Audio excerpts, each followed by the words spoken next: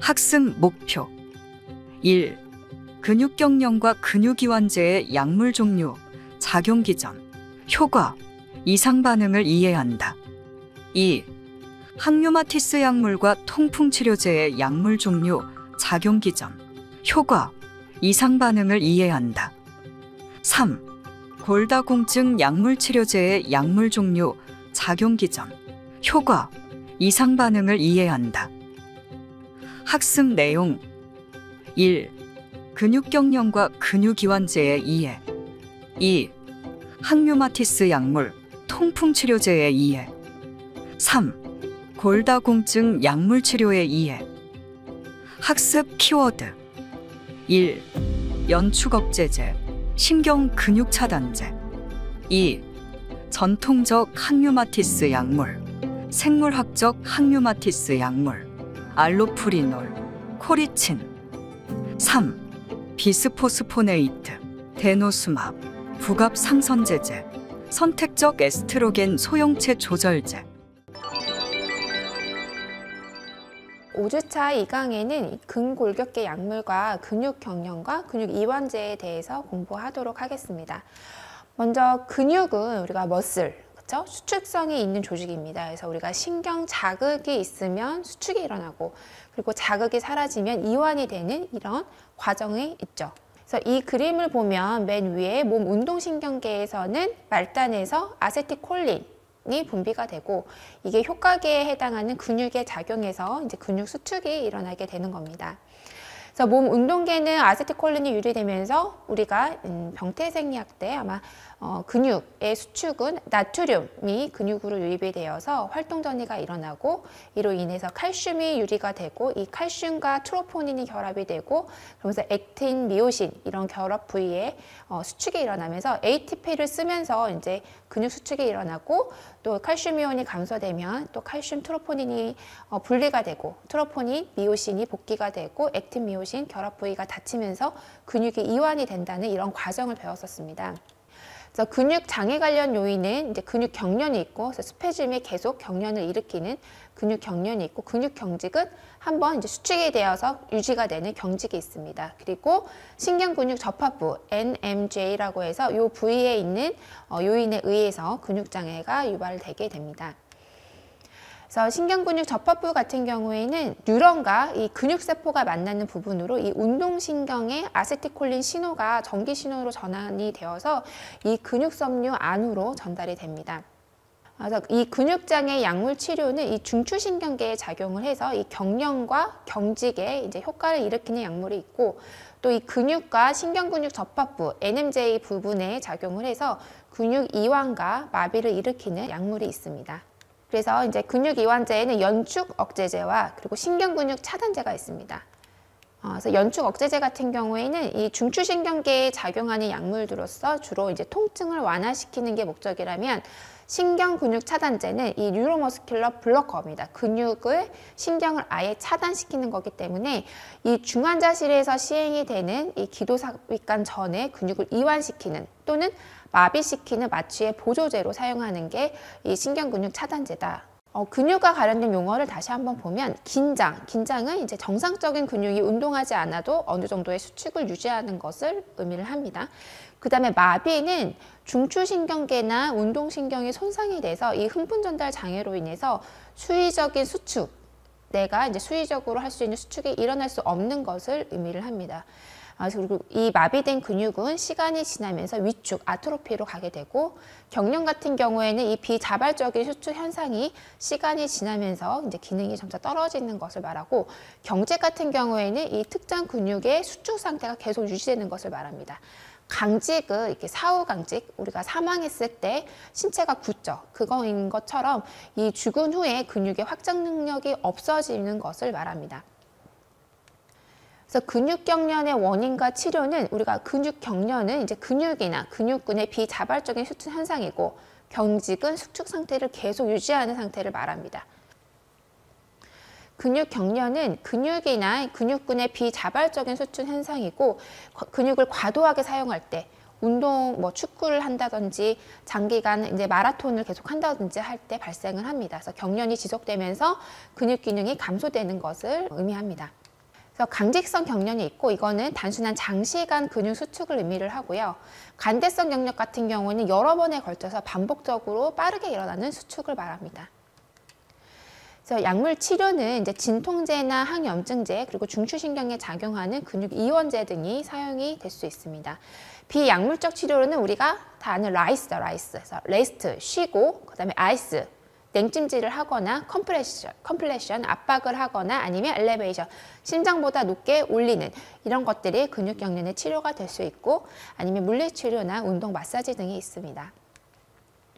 그래서 치료는 이제 통증과 불편함을 완화해야 되고 또 운동 범위를 확대시켜서 환자가 이제 독립적으로 생활할 수 있도록 하는 데 도움을 주는 것을 목표로 하고 있습니다.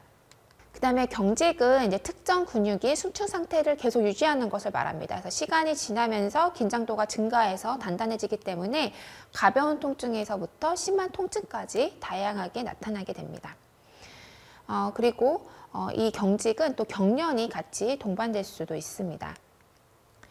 그래서 경직의 경우에 약물 치료는 이 중추신경계에 작용하는 여러 종류의 진경제를 사용을 하고 그다음에 신경근육 접합부와 근육 조직에 작용하는 근육 이완제를 사용을 하게 됩니다. 비약물적 치료로는 이제 스트레칭이라든지 근육 강화 운동이 있고 심한 경우에는 힘줄을 이렇게 잘라주는 이런 신경을 절단하는 수술을 진행하기도 합니다. 중추신경계 작용 근육 이완제 같은 경우에는 명확한 기전은 밝혀지지 않았지만 뇌와 척수 안에 있는 운동신경원을 억제하고 척수 반사를 조절하는 것으로 알려져 있습니다.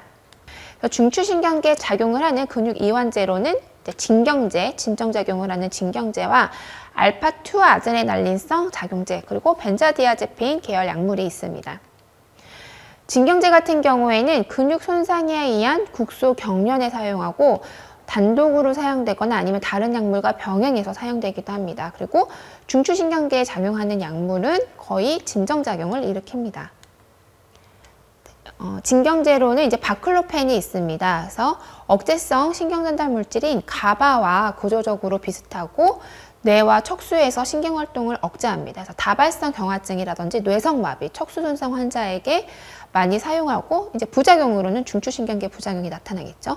졸음, 현기증, 무기력 등이 나타나게 됩니다.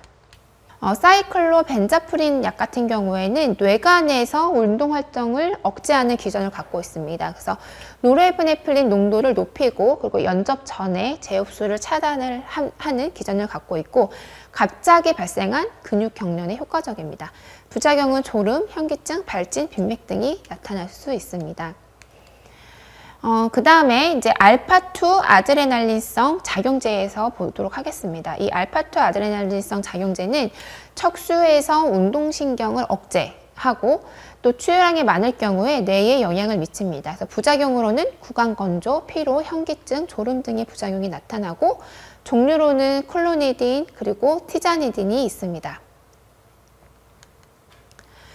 벤조디아제핀 계열 약물이 여기 또 나오죠. 그래서 이 약물 역시 가바 효과를 강화해서 운동신경과 감각신경 활동을 모두 억제합니다. 그래서 졸음, 어지럼증, 진정, 운동실조, 두통 등의 부작용이 나타날 수 있고 종류로는 크로나제팜, 다이아제팜, 로라제팜, 그래서 뭐뭐제팜으로 끝나는 게 바로 벤조디아제핀 계열 약물이다 라고 정리를 하시면 되겠죠. 그 다음에 이제 근육과 신경근육 접합부에 작용하는 근육 이완제, 이거는 이제 신경근육 차단제입니다. 그래서 근육에 작용하기도 하고, 그 다음에 신경근육 접합부에도 작용을 합니다. 그래서 먼저 근육에 작용하는 근육 이완제 같은 경우에는 보툴리눔 독소가 있습니다. 그래서 보톡스라고 하죠. 그래서 이거는 이제 세균입니다. 식중독을 일으키는 세균인 보툴리눔 독소를 이용해서 사용을 하는 거고, 많은 양에 노출이 되면 위험하지만 소량을 사용할 때에는 이상 근육 긴장에서 이제 근육 이완에 유용하다. 그래서 콜린성 신경전달 말단에서 아세틸콜린 분비를 차단해서 효과를 나타내게 됩니다. 그래서 이제 보통 작은 근육군에 사용이 되고 보통 눈가 주름이나 눈 경련 그리고 편두통일 때도 사용을 하고 다한증, 땀을 많이 흘리는 그런 피부 부위에 이제 주사를 할 경우에 다한증 치료제로도 사용이 됩니다. 단투로린 같은 경우에는 이 칼슘 분비를 방해해서 근육 긴장이 줄어드는 효과를 나타내는 약제이고 부작용은 뭐 근육 쇠약, 설사, 어지러움, 또 이제 간에서 대사가 됐기 때문에 간 괴사까지 일으킬 수 있는 약제입니다. 다음은 신경근육 접합부에 작용하는 근육 이완제입니다. 그래서 신경근육 차단제, 뉴로머스큘러 블러커입니다. 그래서 이거는 골격근의 이제 니코틴 수용체와 결합을 해서 이 아세틸콜린의 결합을 방해하는 수의적인 근육 수축을 차단하는 효과가 있습니다. 그래서 우리가 이제 수술을 할 때, 기도삭간을 할 때 보통 환자가 그냥 마취가 된 상태에서 기도삭간을 할 때에도 수축이 일어나기 때문에 기도삭간을 하기가 어렵습니다. 그렇기 때문에 호흡근육 마비가 필요할 때 마취 전에 이 근육 이완제가 보조적으로 사용이 됩니다. 그래서 중환자실에서 이렇게 삽 인튜베이션, 기관 삽입을 할 때 또는 기계적 환기나 보조제로 사용이 되는데, 이때 이제 호흡근육 마비가 일어날 수 있기 때문에 산소 포화도와 같은 모니터링이 필수적으로 같이 진행이 되어야 합니다. 그래서 이 비탈분근성 차단제라고 해서 이제 외과 수술에 그 기관 삽입 인튜베이션을 했을 때 보조적으로 사용할 수 있는 게 바로 베크론입니다. 베크론. 이 베크론은 이제 많이 임상에서 사용되는 약이기 때문에 여러분도 잘 알아두시면 되겠습니다. 다음으로 이제 탈분근성 차단제로는 이제 아세틸콜린 수용체에 결합을 해서 지속적인 탈분근 상태를 만드는 그런 약제이고, 작용 시간이 짧아서 짧은 수술이라든지 기관의 삽관, 기계 환기를 할 때 주로 사용하는 약제입니다. 그래서 석시니콜린이 있고 무호흡이나 고칼륨 혈증이 부작용으로 나타날 수 있습니다. 네.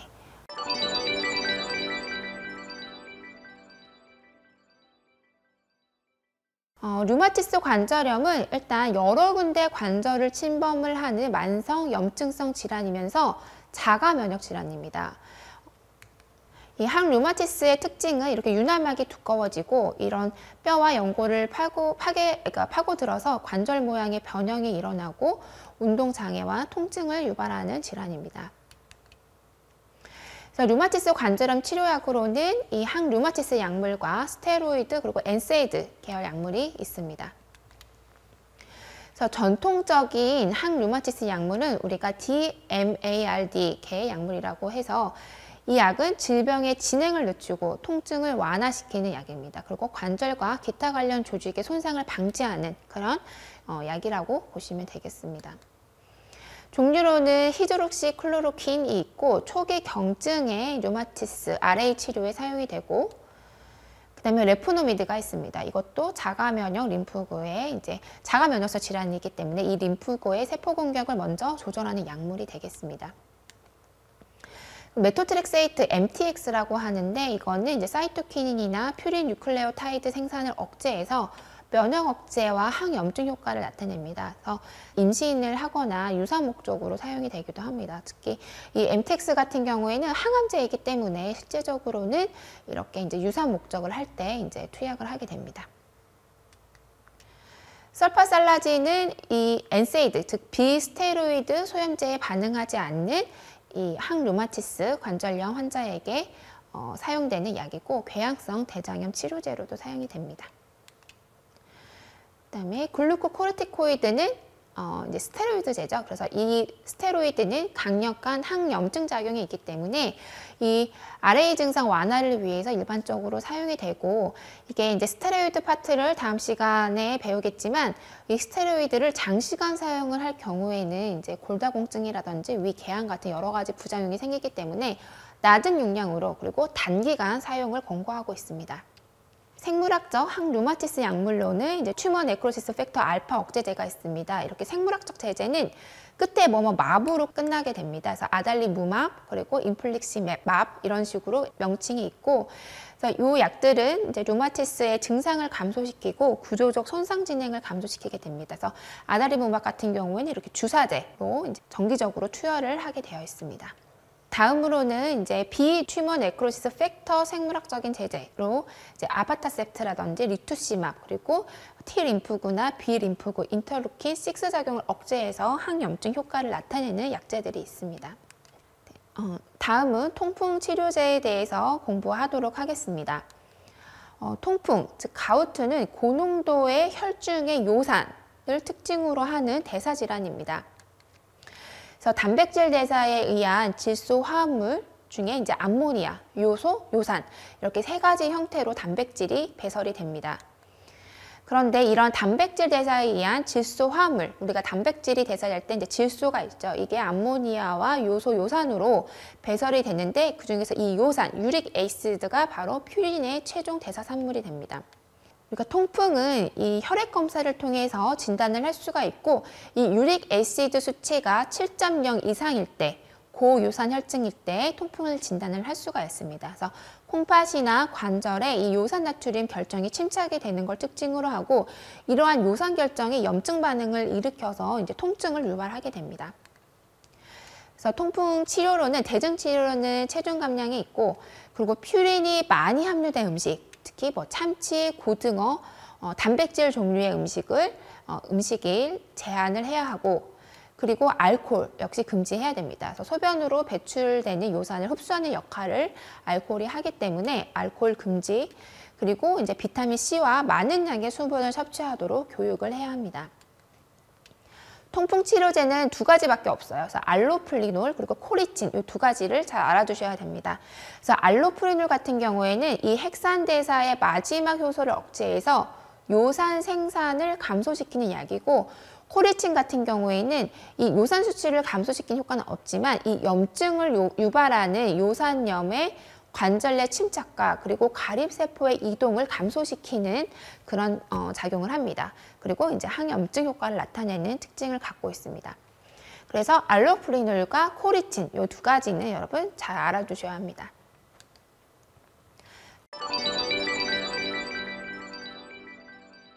골다공증은 뼈의 구조는 정상이지만 이제 뼈 질량, 한마디로 뼈가 스폰지처럼 뼈에 구멍이 숭숭 생기는 질병이라고 알려져 있죠. 그래서 성인의 평균 뼈 질량이 최소 2.5 표준편차 아래에 있으면 우리가 골다공증이라고 진단을 할 수가 있습니다. 그래서 골다공증이 있는 경우에는 무외상성 골절과 그리고 척추압박 골절의 발생이 증가하게 됩니다.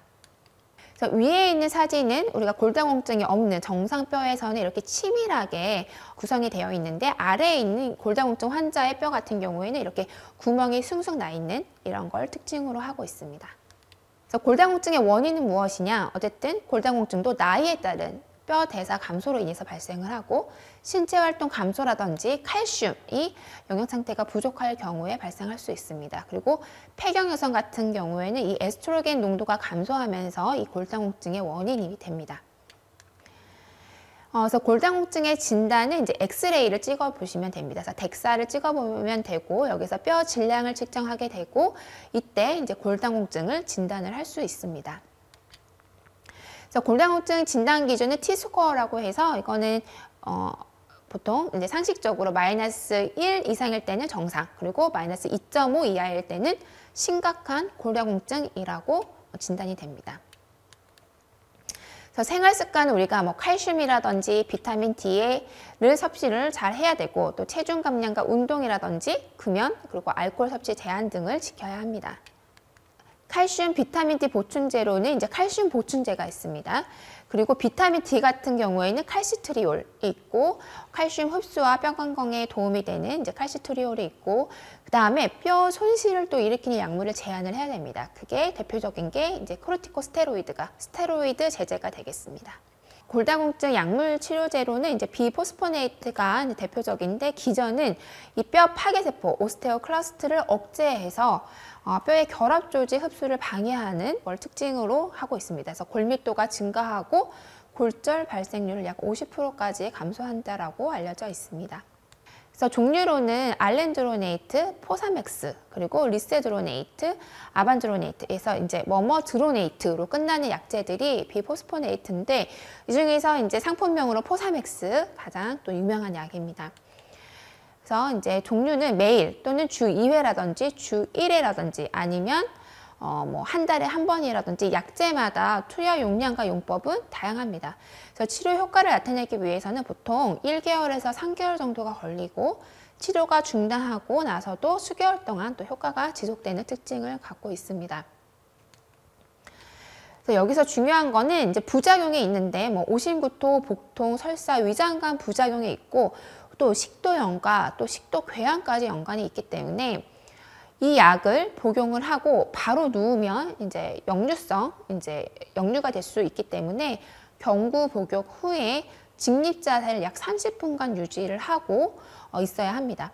그래서 이러한 위장관계 부작용, 그리고 식도염, 궤양의 부작용이 있을 수 있기 때문에 경구 복용 후에 직립자세를 약 30분간 유지해야 된다. 누워서는 안 된다를 꼭 환자들에게 이제 설명을 해야 합니다. 그래서 이 부분은 여러분 잘 알고 계셔야 되고, 그 다음에 이제 흔하진 않아요. 그 부작용이 드물지만 턱뼈의 골괴사도 나타날 수 있습니다. 다음에 이제 데노수맙 제제가 있고, 이거는 다닐클론 항체고 뼈 파괴세포의 생성과 기능을 억제하는 작용을 합니다. 그래서 종류로는 데노수밥, 그리고 폐경 후 골다공증이라든지 골밀도 증가를 위해 사용하고 6개월마다 피하 주사로 투여를 합니다. 부작용으로는 감염 위험성 증가와 저칼슘 혈증, 그리고 피부 반응 등이 나타날 수 있습니다. 부갑상선 제제는 이제 부갑상선 호르몬, 파라사이로이드 호르몬 작용과 이제 동일하고 간헐적으로 투여한다라고 되어 있습니다. 그래서 여기 PTH 작용과 동일하다라고 되어 있는데, 우리가 내부비위 계통에서 공부를 했을 때 이 PTH는 뼈 파괴세포로 뼈를 자극을 해서 혈중의 칼슘 농도를 증가시키는 그런 역할을 한다고 했습니다.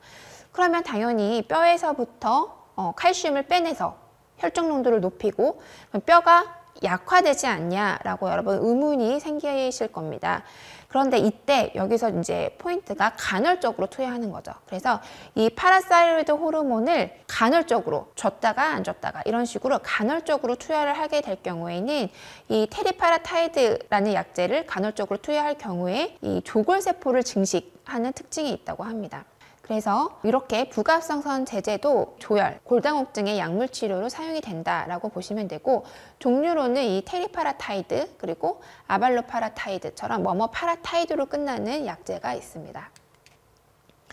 그래서 뼈모세포를 자극해서 뼈 형성과 강도를 증가시키고, 그리고 다른 치료에 실패한 골다공증과 골절 고염 환자에게 사용이 된다라고 이제 이해를 하시면 되겠습니다. 그래서 이 부갑상선 제제는 지속적으로 사용되는 게 아니라 간헐적으로 투약을 해야지만 효과가 있다라고 이해를 하시면 되겠습니다. 부작용으로는 이제 고칼슘 혈증과 체외성 저혈압이 있습니다. 다음은 이제 선택적 에스트로겐 수용체 조절제입니다. 그래서 폐경 후에 이제 에스트로겐 농도가 낮을수록 뼈 파괴세포가 증식이 되고, 또 활성이 촉진이 되면 이제 뼈 질량이 급격히 감소하게 됩니다.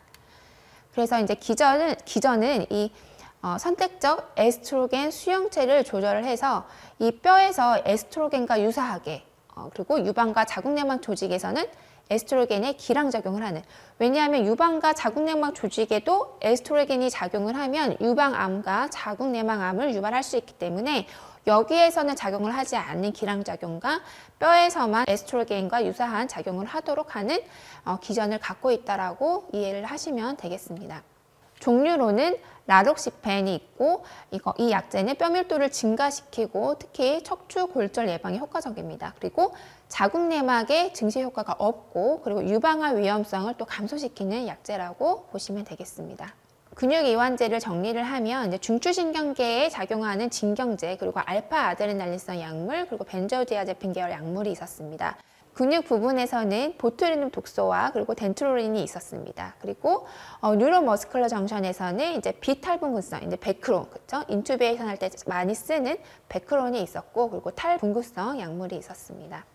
다음으로는 이제 항루마티스 약물과 그리고 통풍, 가우트와 이제 골다공증 이 세 가지 약물에 대해서 우리가 공부를 했었습니다. 그래서 항루마티스 약물 같은 경우에는 이제 DMARD와 그리고 생물학적인 DMARD 이 두 가지 종류가 있었고, 엔세이드와 그리고 스테로이드가 이제 사용이 되는데, 스테로이드 같은 경우에는 소량으로 짧게 골다공증이라든지 여러 가지 부작용이 있는 약제이기 때문에 그렇게 사용을 해야 한다고 배웠습니다. 그 다음에 가우트는 대중치료도 있지만 이제 두 가지 약제가 있었습니다. 그래서 코리친 그리고 알로프리놀이 있었고, 이 알로프리놀 같은 경우는 요산 생산을 감소시키는 약제이고, 코리친 같은 경우에는 항염증 작용을 한다. 그래서 이 기전이 좀 차이가 있었습니다. 다음에 골다공증 약제 같은 경우에는 비포스포네이트가 있었는데 이 약 같은 경우에는 포사맥스, 그쵸? 이때 중요한 거는 이 약을 먹고 여러 가지 위장장애라든지 식도염 이런 것들이 일어날 수 있기 때문에 복용 후 30분 동안 직립, 앉아 있어야 된다라고 배웠습니다. 그 다음에 데노수밥이 있고, 그리고 부감상선 호르몬 역시 간헐적으로 투약을 했을 때 뼈 형성과 강도가 증가가 되고, 그리고 탄택적 에스트로겐 수용체 조절제 같은 경우에도 이 약은 뼈에는 유익하고 자궁 내막증이나 이제 유방암 같은 경우에는 기량작용이 일어나서 유방암 예방이라든지 자궁 내막증을 일으키지 않는 약물이라고 배웠습니다. 자, 5주차에서는 근골격계 약물에 대해서 배웠습니다. 네, 5주차 2강 마치도록 하겠습니다.